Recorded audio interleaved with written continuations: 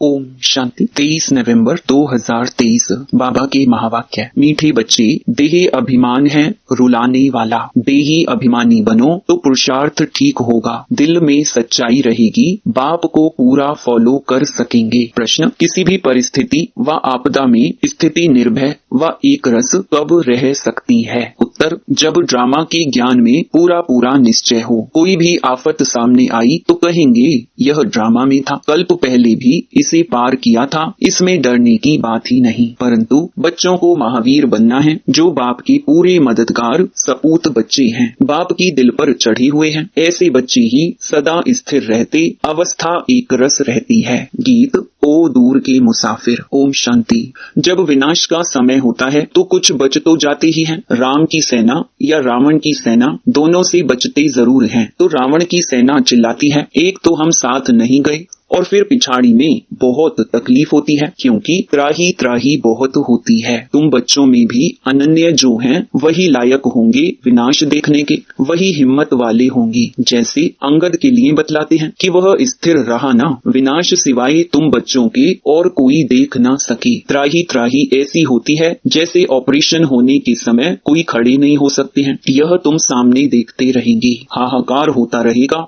जो अच्छे अनन्य बच्चे बाबा के मददगार सपूत बच्चे हैं, वह दिल पर चढ़े हुए हैं। हनुमान कोई एक नहीं था, सब हनुमान महावीरों की ही माला है। रुद्राक्ष माला होती है ना, रुद्र भगवान की भी जो माला है उसका नाम ही है रुद्र माला। रुद्राक्ष एक बहुत कीमती बीज होता है। रुद्राक्ष में भी कोई रियल कोई आर्टिफिशियल होते हैं। वही माला 100 रुपए की भी मिलेगी, वही माला 2 रुपए की भी मिलेगी। हर एक चीज ऐसे है। बाप हीरे जैसा बनाते हैं, उसकी भेंट में सब आर्टिफिशियल ठहरे। सच परमात्मा के आगे सब झूठे, वर्थ नॉट अ पेनी है। एक कहावत है ना, सूर्य के आगे अंधेरा कभी छिप नहीं सकता। अब यह है ज्ञान सूर्य, उनके आगे अज्ञान कभी छिप नहीं सकता। तुमको सच्चे बाप द्वारा सच मिल रहा है। तुम जानते हो, सच्चे ईश्वर बाप के लिए मनुष्य जो बोलते हैं वह झूठ बोलते हैं। अभी तुम समझते हो गीता का भगवान शिव है, ना कि देवी गुणों वाला देवता श्री कृष्ण। अभी है संगम युग, फिर सतयुग जरूर होगा। श्री कृष्ण की आत्मा अभी ज्ञान ले रही है, मनुष्य फिर समझते हैं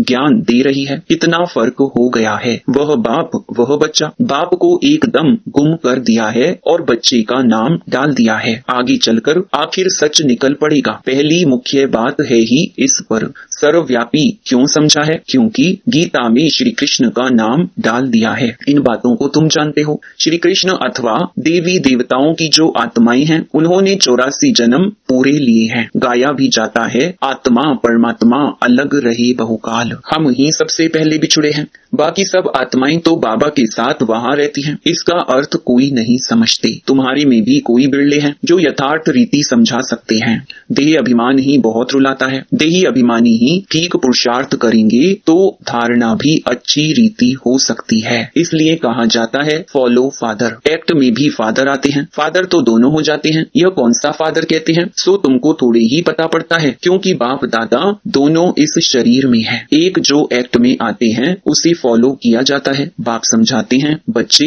देही अभिमानी बनो। बहुत अच्छे बच्चे भी देही अभिमानी हैं, क्योंकि बाबा को याद नहीं करते। जो योगी नहीं वह धारणा नहीं कर सकते। यहाँ तो सच्चाई चाहिए, पूरा फॉलो करना चाहिए। जो सुनते हो वह धारण कर समझाते रहो। निर्भय रहना है, ड्रामा पर खड़े रहना है। कोई भी आफतें आदि आती हैं तो समझते हैं यह ड्रामा में है। तकलीफ पास तो की है ना। तुम सब महावीर हो ना, तुम्हारा नाम बाला है। 8 बहुत अच्छे महावीर हैं, 108 उनसे कम है, 16,000 उनसे कम। बनना तो जरूर है। यह बादशाही कल्प पहले भी स्थापन हुई है, सो होनी है। बहुत संशय में आकर छोड़ भी देते हैं। निश्चय हो तो ऐसे बाप को फारकती थोड़े ही दे सकते हैं। जोर करके ज्ञान अमृत पिलाया जाता है तो भी पीते नहीं। जैसे छोटा बच्चा होता है ना, बाप ज्ञान दूध पिलाते हैं तो भी पीते नहीं है, एकदम मुंह फेर लेते हैं तो बिल्कुल निकम्मे बन जाते हैं। कह देते हैं हमको माता पिता से कुछ भी नहीं चाहिए, मैं श्रीमत पर नहीं चल सकता हूँ। तो श्रेष्ठ फिर कैसे बड़े बनेंगे, भगवान की है श्रीमत। तो यह भी एक स्लोगन लिख देना चाहिए कि निराकार ज्ञान सागर पतित पावन भगवान शिवाचार्य वाच, माता स्वर्ग का द्वार है। समझाने के लिए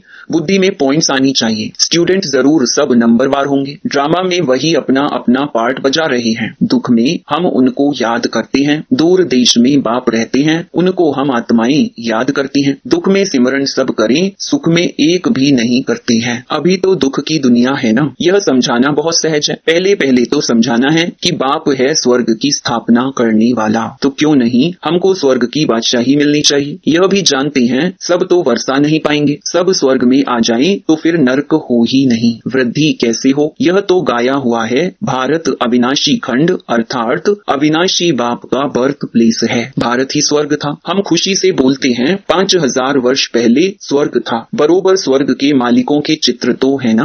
कहते भी हैं क्राइस्ट से 3000 वर्ष पहले भारत हेवन था। जरूर भारत में ही सूर्यवंशी चंद्रवंशी थे, चित्र भी उनके हैं। कितना सहज है। बुद्धि में यह नॉलेज चलती है। बाबा की आत्मा में यह नॉलेज थी तो हम आत्माओं को भी धारणा कराई है। वह है ही नॉलेज फुल। फिर कहते भी हैं कि इस प्रजापिता ब्रह्मा द्वारा राजयोग सिखलाता हूँ, जिससे वह राजाओं का राजा बन जाते हैं। फिर यह नॉलेज प्रहलोप हो जाएगी। अब ज्ञान फिर से तुमको मिल रहा है तो अब तुम बच्चों को चैलेंज देनी है।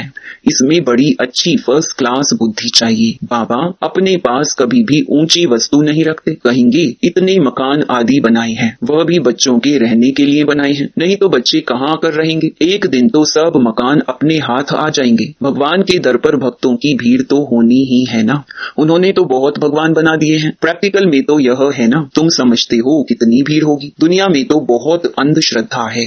मेले लगते हैं तो कितनी भीड़ हो जाती है। कभी कभी तो आपस में लड़ पड़ते हैं। भीड़ में फिर कितने मर पड़ते हैं। बहुत नुकसान हो जाता है। तो यह स्वदर्शन चक्र बहुत अच्छा है। स्लोगन भी जरूर लिख देना चाहिए। पिछाड़ी में माताओं के आगे सभी को झुकना है। शक्तियों के ऐसे चित्र बनाते हैं। बाप बच्चों के लिए ज्ञान बारूद बनवाते हैं। कहते हैं सिद्ध करो, वह तो सहज है। भक्त भगवान को याद करते हैं, साधु साधना करते हैं भगवान से मिलने लिए। गॉड को फादर कहा जाता है। बरोबर हम उनकी संतान ठहरे। ब्रदरहुड कहते हैं ना। चीनी हिंदू भाई भाई हैं तो बाप एक हुआ ना। जिस्मानी रूप में फिर बहन भाई हो जाते हैं। विकारी दृष्टि हो ना सकी। यह युक्ति है पवित्र रहने की। बाप भी कहते हैं काम महाशत्रु है, परंतु जब कोई समझे। मुख्य एक बात है, भगवान सबका बाप है। बाप स्वर्ग की स्थापना करने वाला है तो जरूर बाप से वर्षा मिलना चाहिए। वर्षा था अब गंवाया है। यह सुख दुख का खेल है। यह अच्छी रीति से समझाना चाहिए। अच्छा, मीठे मीठे सिकिलधे बच्चों प्रति माता पिता बाप दादा का याद प्यार और गुड मॉर्निंग। रूहानी बाप की रूहानी बच्चों को नमस्ते। धारणा के लिए मुख्य सार। पहला, सच्चाई को धारण कर बाप की हर एक्ट को फॉलो करना है। ज्ञान अमृत पीना और पिलाना है। निर्भय बनना है। दूसरा, हम भगवान के बच्चे आपस में भाई भाई हैं। इस स्मृति से अपनी दृष्टि वृत्ति को पवित्र बनाना है। वरदान, हरेक की विशेषता को देखते उन्हें सेवा में लगाने वाले दुआओं के पात्र भव। जैसे बाप दादा का हरेक बच्चे की विशेषता से प्यार है और हरेक में कोई ना कोई विशेषता है, इसीलिए सबसे प्यार है। तो आप भी हरेक की विशेषता को देखो। जैसे हंस रतन चुगता है पत्थर नहीं, ऐसे आप होली हंस हो। आपका काम है हरेक की विशेषता को देखना और उनकी विशेषता को सेवा में लगाना। उन्हें विशेषता के उमंग में लाकर उन द्वारा उनकी विशेषता सेवा में लगाओ तो उनकी दुआएं आपको मिलेंगी और वह जो सेवा करेगा उसका शेयर भी आपको मिलेगा। स्लोगन, बाप दादा के साथ ऐसे कंबाइंड रहो जो आप द्वारा दूसरों को बाप की याद आ जाए। मातेश्वरी जी के मधुर महावाक्य। तमोगुणी माया का विस्तार। सतोगुणी रजोगुणी तमोगुणी, यह 3 शब्द कहते हैं। इसको यथार्थ समझना जरूरी है। मनुष्य समझते हैं यह तीनों गुण इकट्ठे चलते रहते हैं, परंतु विवेक क्या कहता है? क्या यह तीनों गुण इकट्ठे चले आते हैं? वह तीनों गुणों का पार्ट अलग अलग युग में होता है। विवेक तो ऐसे ही कहता है कि यह तीनों गुण इकट्ठे नहीं चलते। जब सतयुग है तो सतोगुण है, द्वापर है तो रजोगुण है और कलयुग है तो तमोगुण है। जब सतो है तो तमो रजो नहीं। जब रजो है तो फिर सतो गुण नहीं है। यह मनुष्य तो ऐसे ही समझकर बैठे हैं कि यह तीनों गुण इकट्ठे चलते आते हैं। यह बात कहना सरासर भूल है। वो समझते हैं जब मनुष्य सच बोलते हैं, पाप कर्म नहीं करते हैं, तो वो सतोगुणी होते हैं। परंतु विवेक कहता है जब हम कहते हैं सतोगुण, तो इस सतोगुण का मतलब है संपूर्ण सुख, गोया सारी सृष्टि सतोगुणी है। बाकी ऐसे नहीं कहेंगे कि जो सच बोलता है वो सतोगुणी है और जो झूठ बोलता है वो कलयुगी तमोगुणी है। ऐसे ही दुनिया चलती आती है। अब जब हम सतयुग कहते हैं तो इसका मतलब है सारी सृष्टि पर सतोगुण, सतो प्रधान चाहिए। हाँ, कोई समय ऐसा सतयुग था जहाँ सारा संसार सतोगुणी था। अब वो सतयुग नहीं है। अभी तो है कलयुगी दुनिया, गोया सारी सृष्टि पर तमो प्रधानता का राज्य है। इस तमोगुणी समय पर फिर सतोगुण कहाँ से आया? अब है घोर अंधियारा, जिसको ब्रह्मा की रात कहते हैं। ब्रह्मा का दिन है सतयुग और ब्रह्मा की रात है कलयुग, तो हम दोनों को मिला नहीं सकते। अच्छा, ओम शांति।